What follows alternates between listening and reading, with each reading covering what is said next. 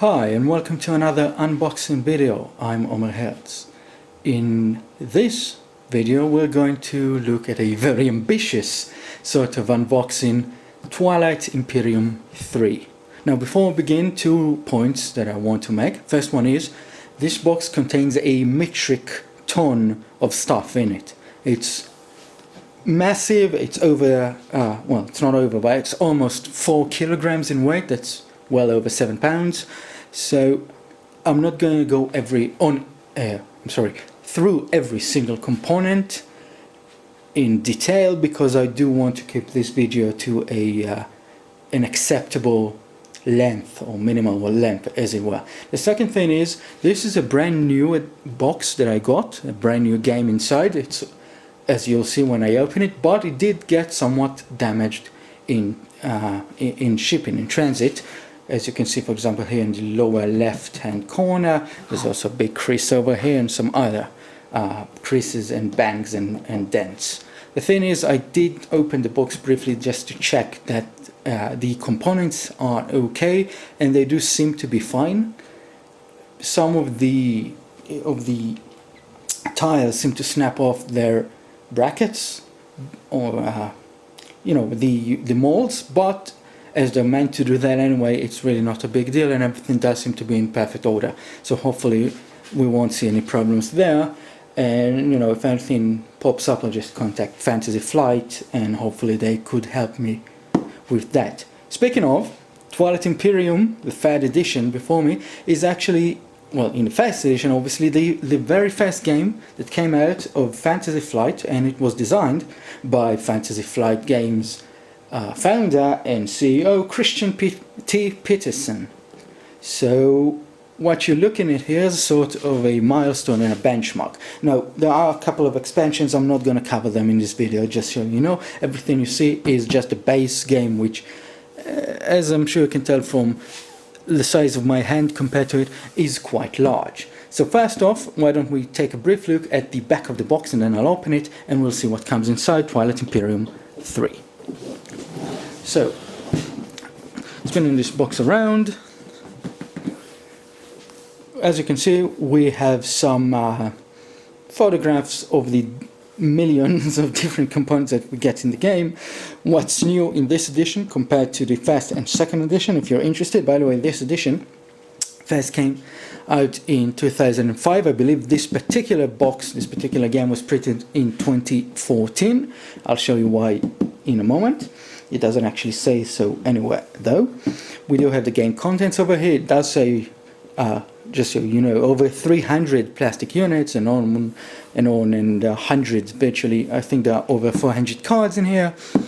And well, that's the back of it. It's not that interesting, but I just thought you might like to see that.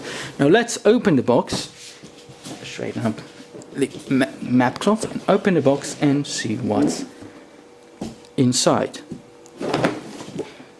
So first off, we have the rules of play, and as befits this game, they're also massive. As you can see from my hand, they are 44 pages long, which is a lot. They are in full color, quite easily readable, but a lot of it is art and different pictures, some of the information and components. So it's not really as much a chore as you think reading through it, especially because the back of it is some of the optional rules and technology, the technology tree for the game. There's an index, designer note here. There is an index over here, which I think is a weird spot to put it. I'd probably just put it on the back, since there's no table of contents even at the start of the rulebook, but still, that's what you get. And then an overview of the card. So it's a lot of pages, but they're not really that problematic to read as you might think. It isn't good. It does have a good, nice heft to it. The pages are nice and thick and feel good. They're a bit glossy, but it's not that bad. I'll just set this aside, and we consider we have here the player sheets, of which there's supposed to be 10. There's a huge stack of them. Let me just open it up. I'll use this cutting board here so I don't damage anything.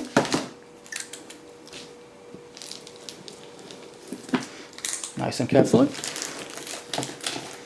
And we'll take a quick look at this board. They're all sort of thick paper stock, I guess. The double-sided. This side has information, just the backstory, which is nice, on the different races. For example, the Barony of Vletenev here, the Sardak Nor, Emirates of Hakan, the Hecha Kingdom or something like that. I'm not going to go through all of them, but just to show you a few. And there's a big massive stack of them, as you can see, different races in the game. Now the reason why I said I believe this is a 2014 edition is just that it comes with the customary Fantasy Flight Games catalog. This one is a summer 2014 catalog, that's why I imagine this was printed in 2014. Next we have this quite massive tray of cards. I'll pop this one open real quick as well. Safety first, if you work with box cutters, make sure to close the blade when you don't, even if it takes a few extra seconds. And as you can see, there's a huge stack of cards here. I'm just going to pop some of them out because, like I said, I don't really want to go through all of them. They are tiny. I don't really like this sort of sizes, but you know, with 400 plus cards, I can definitely see why they went for that, and that's fine. And as it is, this game is a strain on any table, so smaller cards do help a bit. They're nice and colored, and they have all sorts of types of them, actions and technology cards, and planet cards should be in here. Rules and so on and so forth. And again, I'm not going to go through everything that's in here because it's way too much and it's just going to take too long. Now let's take this screen out and let's see what else we have in here. So over here we have these trays. Like I told you, these tiles popped out. It's not a big deal. They are in here. I'll open this, or actually I don't even need to open it. It's sort of ripped open already. Or we can take a look. It's once inside of this. By the way, this is empty. As far as I can tell, it's just to hold the box. So what have we got here? Well, we have tiles, which are very big. They all look the same on the back, like so, and they've got, you know, different planets and home systems which are yellowed, and different information. Some of them are empty. They're all nice and graphic, and like I said, they are massive. I mean, if you're familiar, for example, with the Settlers of Catan tiles, that are about, I'd say, this big. So nice, big, thick, hefty tiles. This tray also, trays, plural, also have control markers over here, and unit markers, and command markers, and so on and so forth. So let's set this aside. We do have a few more, as you can see, of this in this bag, and again, I'll just pop this open real quick. I did, by the way, I just did something that you really shouldn't do, which is cut towards me, but I was far enough away because of the camera that it's still relatively safe. Still, if you do cut with box cutters, do it away from yourself normally. Oops. We have all of these strategy thingies that just popped up when I breathed on them, more or less. Put them aside. By the way, all of these are, of course, double-sided, full-colored. Stop falling out.